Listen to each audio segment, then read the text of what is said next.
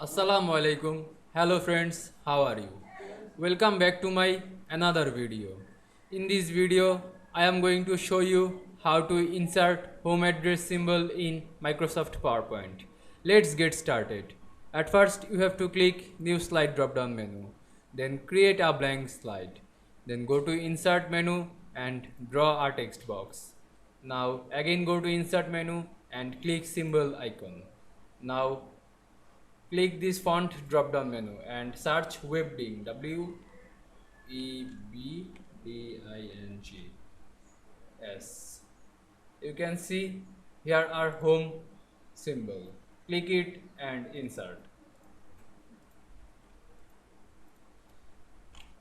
Select this symbol and go to home menu and increase the font size. you can also change this font, change this symbol color. Go to shape format menu and click text fill.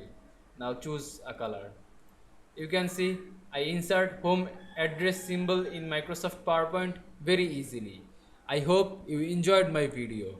Please like, comment, share and subscribe my channel. Thanks for